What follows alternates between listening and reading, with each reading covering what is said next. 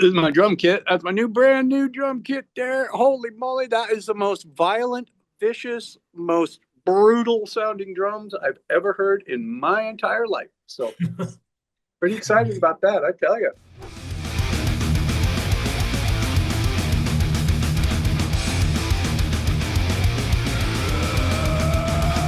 First of all, when we last spoke almost 2 years ago, you said a new Dark Angel album was nearing completion. So what's the situation right now? The new Dark Angel album is nearing completion. It's like, Nothing it's changed. well, actually, but fortunately, much has changed. Because whatever system, whatever situation we were in then, it's advanced so much further from that area. We are very, very, very close to announcing its release date and a lot of the other news that's going to be coming regarding Dark Angel. That's going to be forthcoming pretty darn soon. So now, at least 2 years ago, I wasn't able to give a year when it could even come out. Now we know that we only have a few months left on 2025 here, but it is definitely coming out in 2025. We know that, and so there's so much about the record that is getting completed and getting finalized and buttoned up that we're all really excited about it. And I love the record. I'm super excited about it. I'm more excited about this album than many albums that I've been involved in. So we've got a pretty kick-ass record on our hands, I think, anyway. And of course everybody always says, hey, our album's great. I'll let other people make that decision for themselves. For me, I dig our record. I'm really excited about it. So there you go. Okay, so sorry to keep bringing this up, but what's stopping you What's stopping me from what? releasing this album finally? Because I guess there were many obstacles. Oh, of course, there are. And the main obstacle is schedule. Mhm. I'm the busiest person in metal. So the fact I was able to get an album written, recorded, get to this point right now, and in the fact that I am flat out, there's nobody busier than I am in the entire metal community in terms of what I do and everything that I do with all these other bands that I'm in, that I've worked ceaselessly for many years to get this album to this point. So, every day, every week, every month, there's some sort of, obstacle that is encountered that's just brushed aside. There's some sort of schedule that is met. There's some sort of timetable that we're able to reach. There's always some kind of, you need this, and this done. Okay, we got that done. We got this done. We got that done. We got that done. Okay, keep moving forward. So there you go. I appreciate everybody's patience, but if you've waited this long for a Dark Angel record, 34 years, what's another few months? I won't release the album until we won't release the album until it's it's ready to be released. And so now we're getting to that point where very soon we're going to be able to announce its release date. We're going to take the pre-sales for it. The album is called Extinction Level Event. It is pretty much, for the most part, getting to be in the can. So there you go. Okay, and could you tell me what occupied you mostly beside the new Dark Angel record? Well, let's see. I have four bands that are all very, very, very busy. There's Dark Angel, of course, all the touring and all the shows that we play. There's Death to All, which is also another band that occupies a lot of the schedule.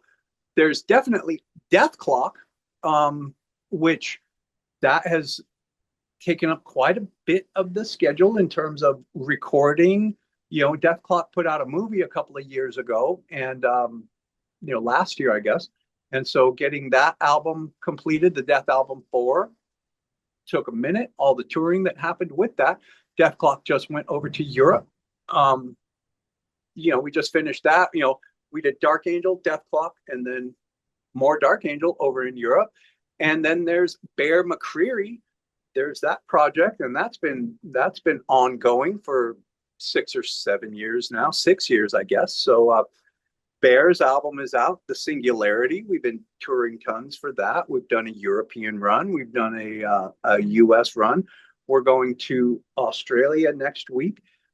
This little gap in time that I have right here in July, this is the first gap where I haven't come home, been on a plane the next day or so since February with all the touring that I've done. I've done 2 runs of South America with Dark Angel. I've done an Australian run with Death Clock, a European run with Death Clock, a European and US run with Bear McCreary, and then the Australian run happens next week. So I'm really looking forward to when cloning technology becomes, come on, clone up Hoglan, so I can do all these things at the same time. That would be awesome.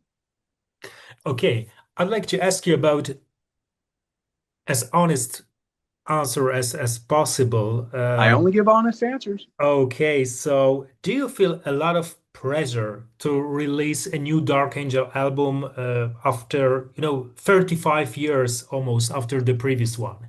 No, this is an absolute bonus. The only pressure that there would be, and it's not a pressure, but it's like, okay, Dark Angel, you have pretty much exhausted the nostalgia aspect, or the fact that I forget what that kind of act is called, where you only play old material. The booking agents and the promoters have said, hey, you've pretty much done all you can as an act that hasn't released an album in 34 years. So if you want to have a viable future in terms of staying busy or relevant or anything like that, a new album will only help you guys. And so that was, that wasn't a pressure. That was like, cool, I'm ready to have Dark Angel come out and just put out a killer record.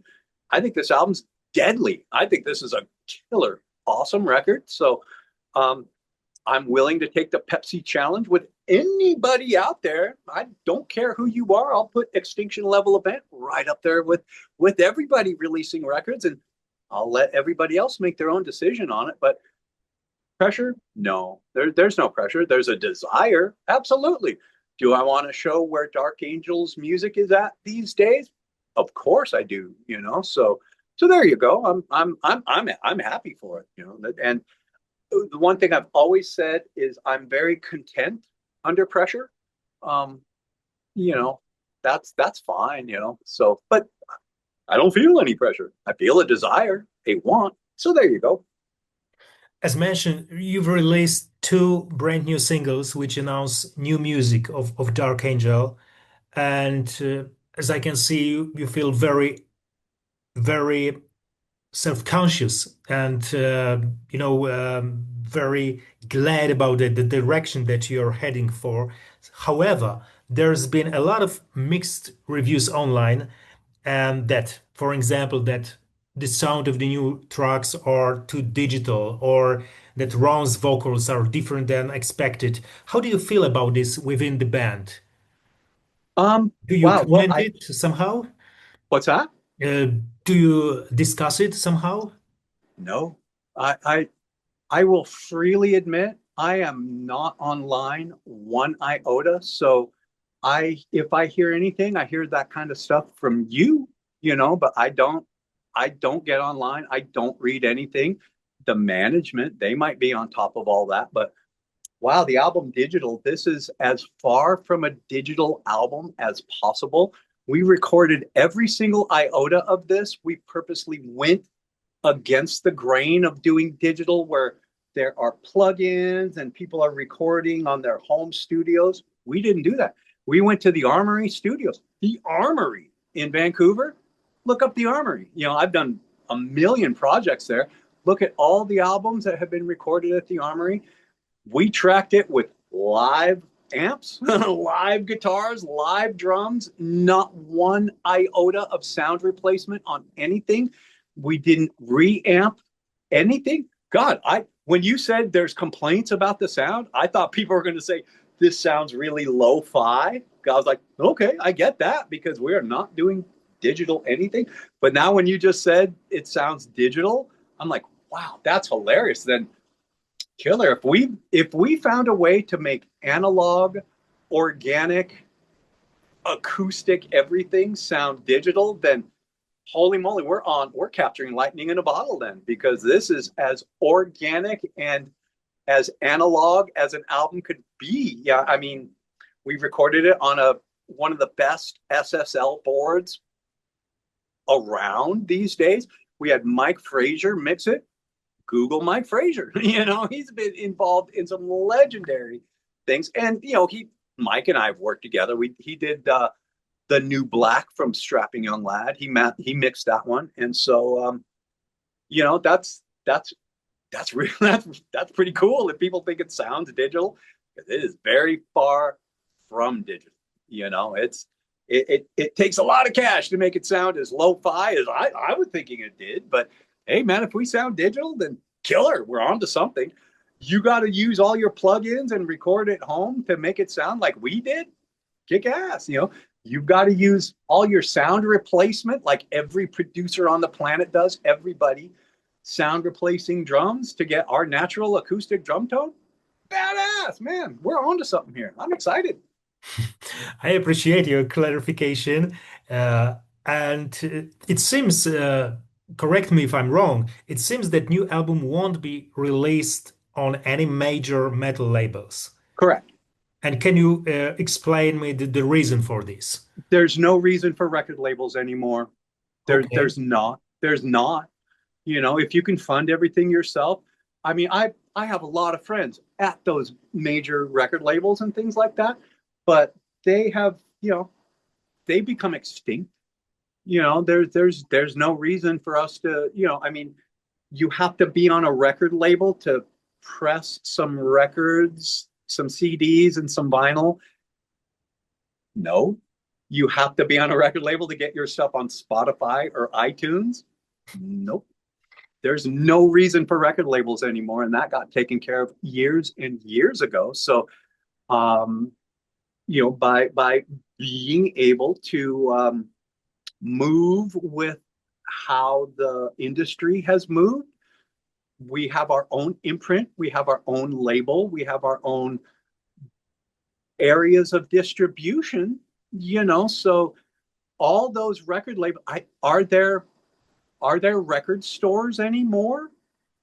I couldn't even tell you. Are there? I think that's all gone mail order, I think. I mean, I remember in Century Media with pretty much mail order a number of years ago, order directly from us if you want your hard copy CD. Well, we've got all those things in place as well. So, and the fulfillment, the fulfillment companies that exist out there, having fulfillment companies in the U.S. or fulfillment companies over in Europe and other territories, that's easy to do. So, Amazon is a worldwide company now. So, I mean, you can order albums really easily that way. So, yeah, that's why for me, record labels have just gone the way of the dodo. They're extinct now. So, having a record label that might advance you some money that you can arguably never pay back.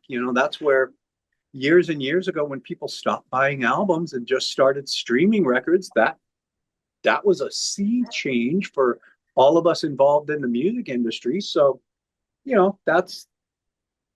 I've always considered myself to be a cockroach, us musicians to be a cockroach. You cannot kill us. We'll figure out ways to survive. And, even in today's, touring economy, of course, it's become very, very challenging to get out on the road, but it's not impossible. You can figure out ways to, if you make the correct decisions and make the correct, prognostications and what you need and what you can do to get on the road, you can get on the road, So I will always survive. I will always land on my feet. And by extension, any project I'm involved in does the same thing. So there you go. So if there's no record labels anymore, create your own. There you go. Okay, but on the other hand, you have to admit that this kind of approach increases the responsibility on your backs.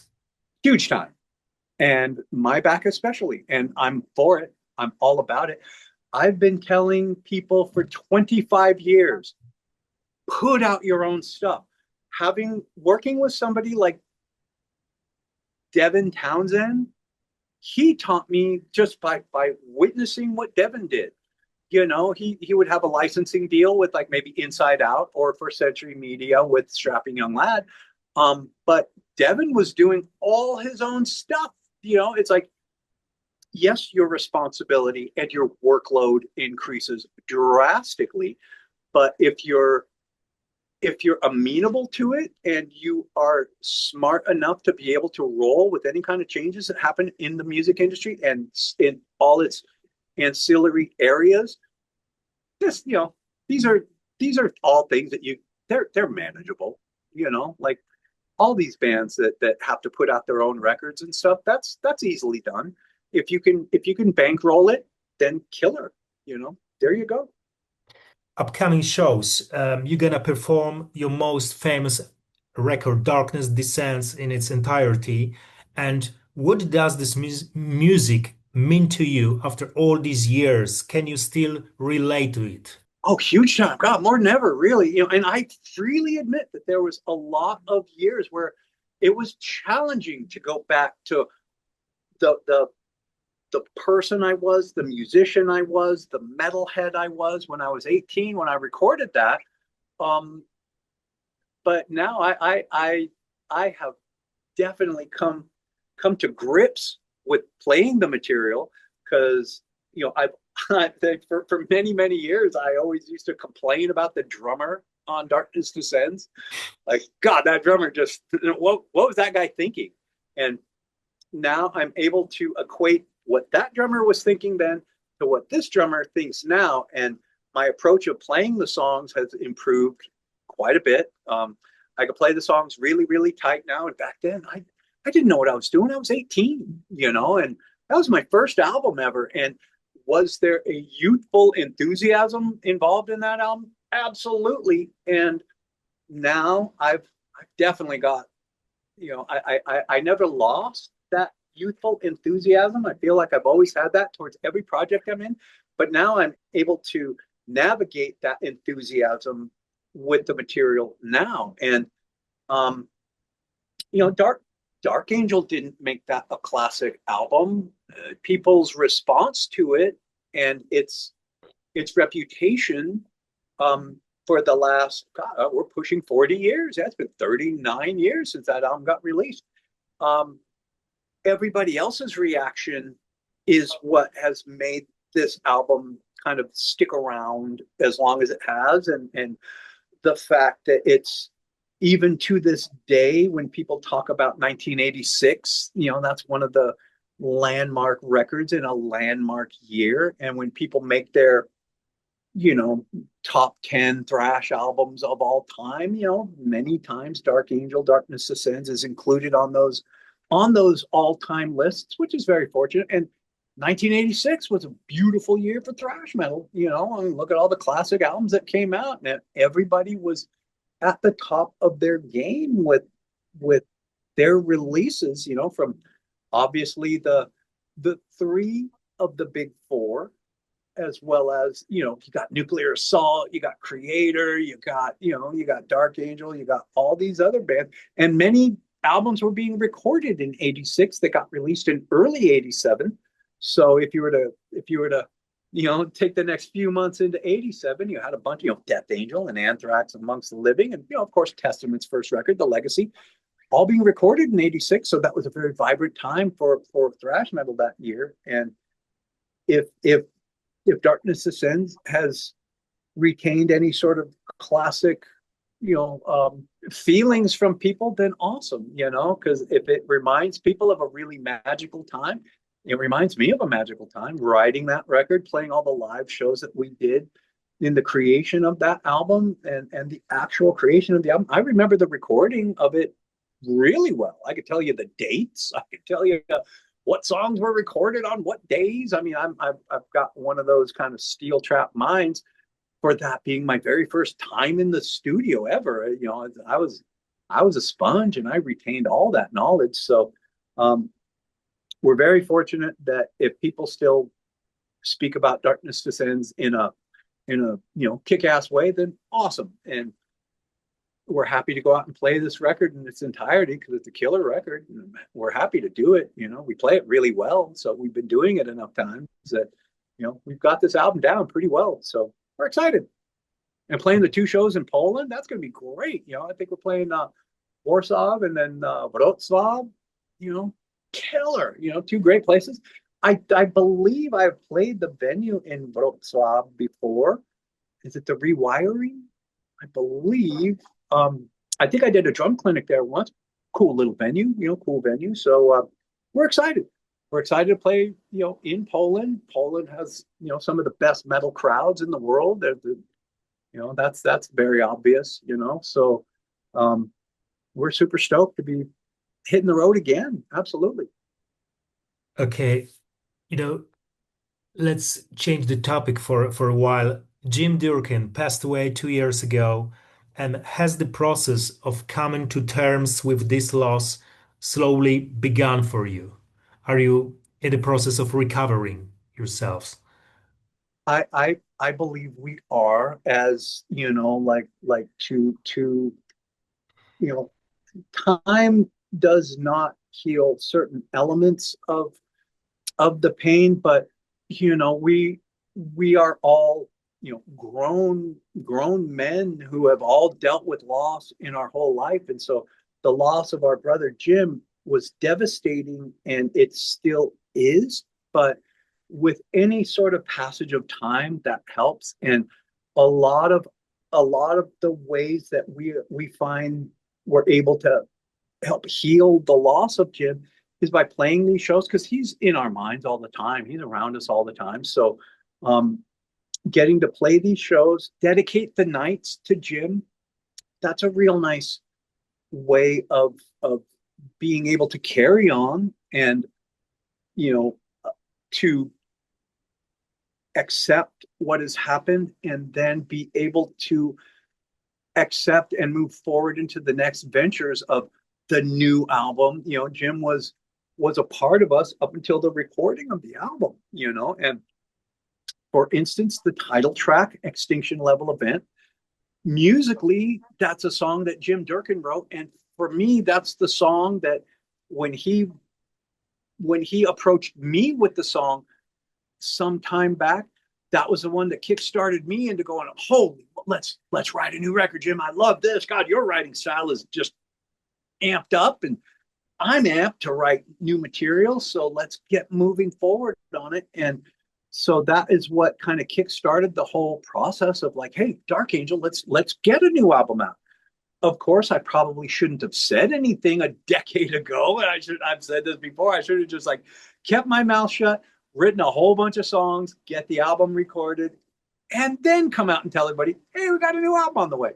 So I appreciate everybody's patience who has been like, hey, you said a decade ago you were going to put out a new record. Why the wait? Hey, man, I shouldn't have said anything. What I should have said was nothing, but I don't have a filter a lot of the time. Sometimes when I should be keeping my mouth shut, I flap these gums way too much. So, but hey, we're to the point now where, we have a very awesome record on our hands, and Jim Durkin was the impetus for all of that. And so we're able to enter into the next phase of Dark Angel, our next phase of a band without Jim. It's not our first time without Jim, because as a lot of people will recall, Jim left the band in 1989, and we were able to do the Time Does Not Heal record with our good friend Brett Erickson. And so we have experience with Jim not being in the band, but Jim was always a phone call away back in those days. Now, it's not like that. So, but Jim's always right here with us, always. So So there you go. But his loss, we feel it still, but we're trying to move on like you do, you know, what you try not to let it crumble you, and everybody on the planet has had somebody super close to, especially when you're getting up into our age brackets, everybody's lost somebody. And so, you know, that's where we just try to carry on and honor Jim and keep him, you know, keep his fires burning within us. Absolutely. Okay. Keep my finger crossed about it. And this year marks 30 years since the release of the absolutely exceptional Death Symbolic record. And what memories do you have from that time? Oh, I've got a million of those. You know, that really does feel like it was yesterday. You know, like God, 30 years. That I remember the entire process of all of it, you know, like stationing myself at Chuck's pad in Florida for months on end, and he and I, and to a large degree, Steve DiGiorgio, all working on that record and just watching it get built from the ground up. You know, it was a pretty exciting process. And, you know, the one thing like I know Chuck at that point was, you know, he was, I wouldn't say it was a crossroads for him, but he was definitely entering a very a very important phase of his writing style where, you know, after having like the album Human, an amazing record, and then the kind of slight departure that Individual Thought Patterns was, you know, that caught a lot of people's attention in ways of where a lot of people are like, hey, wait a minute, what's happening with Death? Like, this is kind of entering this sort of like, you know, dare we say melodic sort of phase. There wasn't a lot of melody in death metal before, and that's where Chuck was like, hey man, if people are looking for a scream bloody gore or a leprosy or a spiritual healing again, I'm not that same writer or person that I was when I was a teenager writing scream bloody gore. You could hear some melody creeping in on spiritual healing, but the initial steps that Chuck was taking towards really owning his own future, his own career, not listening to what anybody might have been telling him, like, hey Chuck, how come Individual doesn't sound like Scream Bloody Gore or anything? You know, he's like, I gotta write what's in my heart. Symbolic was that on steroids, you know, where that had a lot of really great riffs on it, and he was not paying attention one iota to what he might have done in the past. I know we had many long nights of just cranking some metal, you know, Nevermore or the latest Dio record or some Priest and some classic metal and all that kind of stuff. You know, he was not staying very in touch with what the modern music was sounding like. Like, he, of course, he was aware of like the Panteras and the Machine Heads and all the bands that were kind of coming out around that time. But, you know, if he was going to be listening to anything, he's going to be, you know, cranking an old Black Sabbath or a Kiss record, you know, or some Dio or some Priest or Sortilege or a lot of the Japanese bands that he was into, some Loudness or Bow Wow, you know, that kind of thing. Vow Wow, they were probably called by then.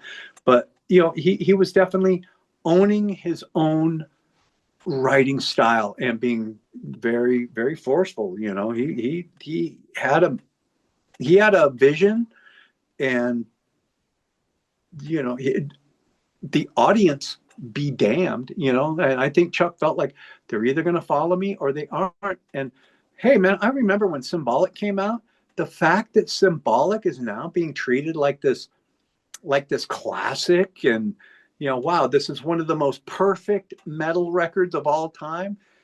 Let me tell you, that was not the reaction it got when it got released, you know, from a lot of the media or the journalists out there. A lot of them got it, but the fans, for the most part, were like, what in the hell happened? Chuck, what did you do to our Scream Bloody Gore band? What did you do to our Leprosy band? You know, and Chuck's like, hey man, if I lose you guys as fans, I still gotta stick with what I feel strongly about. And so I always liked the record. I always thought it was a killer record, but the fact that we're still speaking about it 30 years later and it's revered as much as it is, it's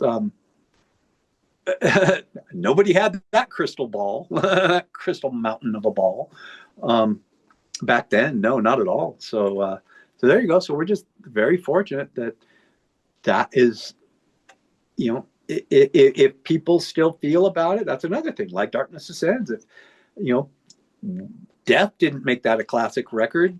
You know, Death essentially broke up after that album for 3 years. You know, so the fans made it a classic. The feelings that it brought out in people, that made it a classic. But you know, the band Death or Chuck himself didn't work that album to be like, oh, everybody's going to love this as a classic in 30 years. Nobody had any idea, and that's how things have played out since then. So that's pretty cool. Thank you for sharing this story with us. From obvious reasons, Death will never return in its original form. And do you think a Strapping Young Lad reunion with you in the lineup is still possible? I wouldn't imagine so. You know, I will say never, but that decision would be 100% a Devin decision. And put it this way, and I've said this many, many times, it's like if Devin were to ever reach out to myself, for instance, and say, hey, Gene, I'm thinking about putting Strapping back together. What do you think? I would be like, okay, Devin, what's wrong? You know, what's going wrong in your life that you need Strapping? Because I think Devin has pretty much made it very, very clear, very apparent that what he's doing now that's Devin's, you know, that's where Devin's heart is at. And the Strapping train, boy, that went off the rails years ago, and there's no point in even discussing it. I mean, I think I see where he adds the odd Strapping tune in his set.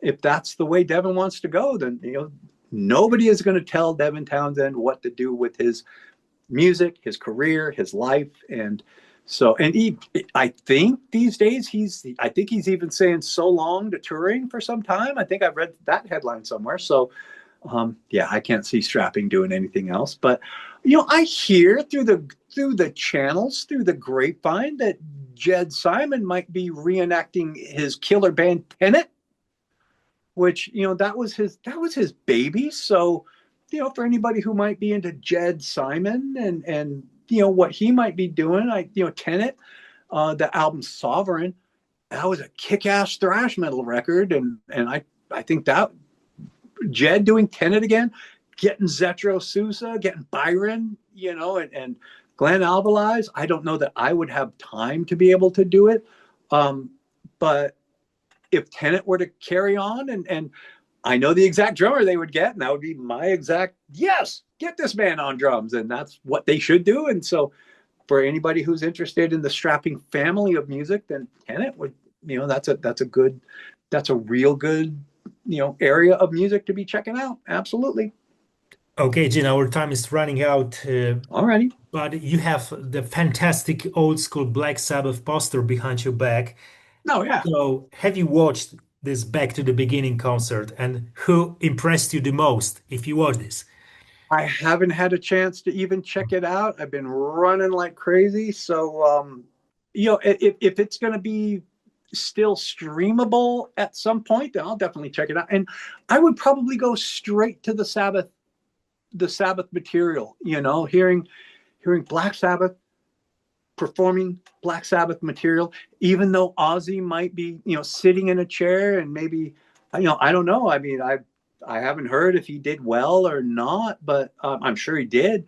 But having, you know, the best part about that entire everything, at least for me as a drummer, and for me as somebody who thinks this is, yes, the right way to go, having our godfather Bill Ward back behind the kit for Sabbath, even if I think it was only a handful of songs. 4 songs, Better, actually. okay, 4 songs, better than nothing. Hopefully those songs were the classics and excellent. That's the way it should have been the whole time, just in my opinion. Bill's the godfather to all of us metal drummers. None of us would be here doing what we do without men like Bill Ward, John Bonham. And, so having Bill Ward back behind the kit, excellent. Tommy Clufetos did a great job, filling in for him, and even resembled Bill to a large degree. And Tommy's a great drummer, but all was right in the world that day, a couple of days ago. Absolutely. And if you're being asked to perform one particular Black Sabbath song, what would it be? I've always loved the riff too, and the drums and everything about Symptom of the Universe. That is the original, one of the OG thrash metal songs, just the progenitor to thrash, like so groovy at the same time. Absolutely. What great riffs, what great tone, and even the intro to it, Don't Start Too Late. That's so cool. But what an amazing song. And, it's Sabbath. They're our fathers to us all. So, you can choose any random Sabbath song of any random of the first 8 albums and win, kind of thing. First 6 albums, especially. So there you go. Okay, Gene. So thank you for this great conversation. Oh, I wish you nothing but good in the future with Dark Angel and with upcoming shows. See you. Well, we hope to see you. We hope to see you at the shows, man. Absolutely, man. Come up and say hey, and I hope to see you. Thank you very much. Take care. Bye. Take care. We'll see you. Bye-bye.